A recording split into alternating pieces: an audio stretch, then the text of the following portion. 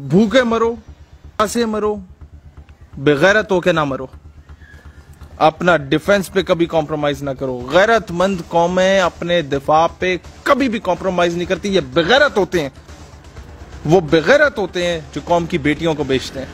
वो बेगैरत होते हैं जिन्होंने गैरत पे समझौता किया। वो बेगैरत होते हैं जो मुल्क के राज बेचते हैं। वो बेगैरत होते हैं जिन लोगों ने हमेशा से मुल्क के साथ बेवफाई की, चाहे वो किसी भी पोस्ट पे बैठा शख्स हो। लेकिन बात फिर वही आती है, डिफेंस पे नो कॉम्प्रोमाइज ना कभी हुआ। कुछ लोगों ने करने की कोशिश की, लेकिन आइंदा हम कभी नहीं होने देंगे।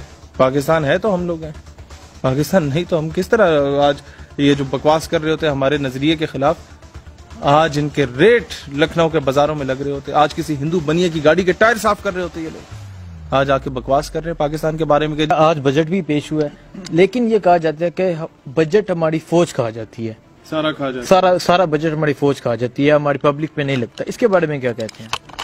यार बात यह है कि जिसको कुछ नहीं मिलता ना बोलने को, वो अपनी सियासत चमकाने के लिए फिर उन जवानों पे बकवास करना शुरू हो जाता है। आपका पूरा defence budget is only 17 to 18%, 17 से 18% सिर्फ डिफेंस का budget. And defence budget is further divided into 4 parts. Number 1 तकसीम होता है 4 हिस्सों में, कौम को बता रहा हूं बड़े आसान अल्फाज में। नंबर 1 वो 17% तकसीम होता है आर्मी पे, नेवी पे, एयरफोर्स पे, एटॉमिक पे। इन पे डिवाइड होने के बाद भी अगर बहुत ज्यादा कर दिया जाए ना फौज का बजट, हार्डली 6 से 8% है। और अगर डिफेंस का बजट मैं कहता हूं 99.99% भी हो तो किसी को तकलीफ नहीं होनी चाहिए। और तकलीफ होती है तो सिर्फ उन औरतों को होती है जो 1.5 रुपए की शक्ल पे 1.5 लाख का मेकअप थोपने के बाद भी खूबसूरत ना लगे तो कहती है मेरा जिस्म मेरी मर्जी। वही मारवी सिरमित सॉर्ट ऑफ खवातीन आके मीडिया पे बकवास कर रही होती हैं कि फौज बजट खा जाती है। तुम्हारे जो जिन मर्दों के साथ ही और जिन खवातीन के साथ ये नाजायज ताल्लुकात रख के रात को सुकून की नींद सो रहे होते हैं ना, उस वक्त फौज बॉर्डर पे खड़े होकर अपने सीनों पे गोलियां खा रही होती है। और दूसरी बात यह है, इजरायली प्राइम मिनिस्टर गोल्डा मायर बुरी तरह शिकस्त दे दी उसने अरब वॉर में। तमाम मुस्लिम मुल्कों को हरा दिया। उससे पूछा किसी इंटरनेशनल न्यूज के नुमाइंदे ने कि जनाब आपने सारा कुछ सामान बेच दिया, अमेरिका से असला खरीदा, सारा बजट तुमने फौज पे लगा दिया, ये इतना बड़ा रिस्क लिया, खाने को था कुछ नहीं, घास खाने पे मजबूर हो गए इजरायली, क्यों, कहां से दर्स मिला? उसने कहा मुझे तो ये दर्स मुसलमानों के नबी हजरत सैयदना मोहम्मद सल्लल्लाहु अलैहि वसल्लम से मिला। वो चौंक गया कि तुम इजरायली हो, मुसलमानों को शिकस्त दी बुरी तरह और मुसलमानों से दर्स मिला, उनके नबी से दर्स मिला, कैसे?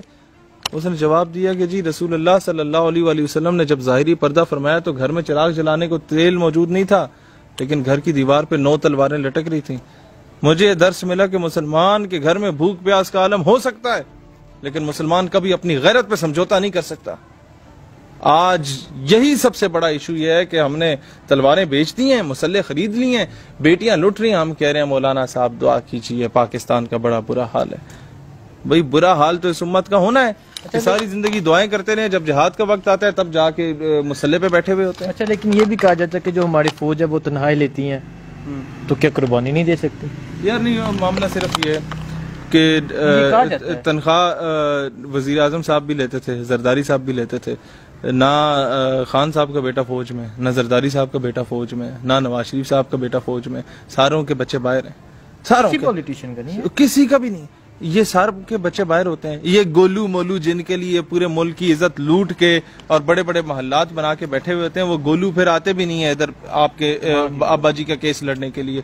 और दूसरा वो जो ना मर्दों में आता है ना वो औरतों में आता है, आके बकवास कर रहा होता है कि जी हम लोगों ने वो कश्मीरी मुजाहिदीन को इनडायरेक्टली दहशतगर्द कह चुका होता है कि जी उनको हमने ये हमारे लोगों ने सेफ हैंड दिया।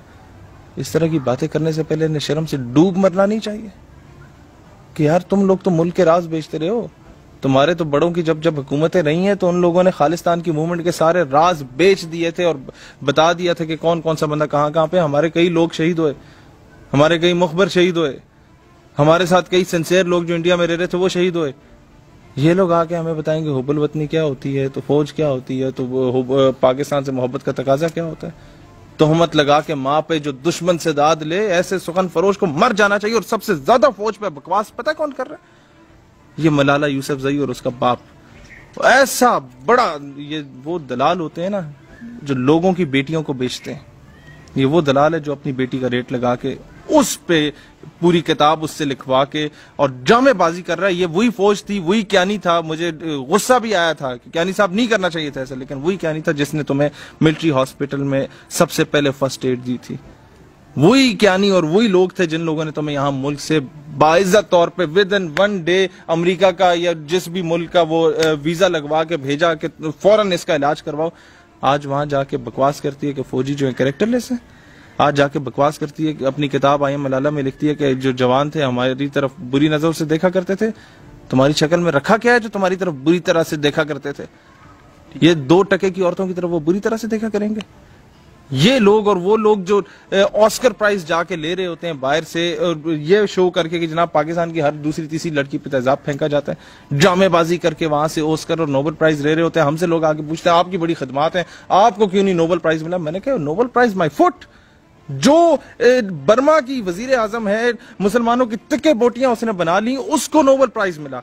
फिर उस बदबख्त कादियानी को नोबेल प्राइज मिला जो कहता था कि मैं पाकिस्तान के आइन पे लात मारता हूं, और तीसरा नोबेल प्राइज इसको मिला, मलाला को।